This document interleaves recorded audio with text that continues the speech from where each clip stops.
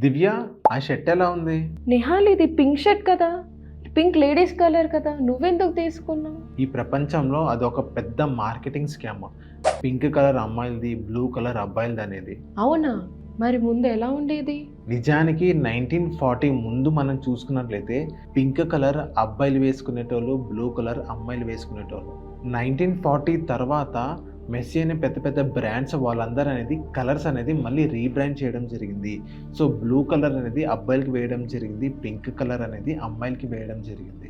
Brands చెప్తే జనాలు నమ్మేశారా? అప్పటి సైకియాట్రిస్ట్ అండ్ అడ్వర్టైజర్స్ పేరెంట్స్ని మ్యానిపులేట్ చేసేటోళ్ళు. సో మీ పిల్లలు కరెక్ట్ కలర్ వేసుకోకపోతే వాళ్ళు అవుట్ ఫ్యాషన్ అయిపోతారు అని ఇలా మార్కెటింగ్ చేసేటోళ్ళు. సో పేరెంట్స్ని వాళ్ళు బ్రెయిన్ వాష్ చేసేటోళ్ళు, మీ పేరెంటింగ్ అనేది బాగాలేదని చెప్పేసి. అవునా, ఇంత ఉందా దీని వెనకాల? కాబట్టి నెక్స్ట్ టైం ఎవరైనా నీకు పింక్ కలర్ అమ్మాయిలకి అని చెప్తే వాళ్ళకి చెప్పు, ఇదొక మార్కెటింగ్ స్కామ్ అని చెప్పి. కరెక్ట్ చెప్పావు నిహాల్, ఇప్పటి నుంచి నాకు నచ్చిన కలరే నేను వేసుకుంటాను.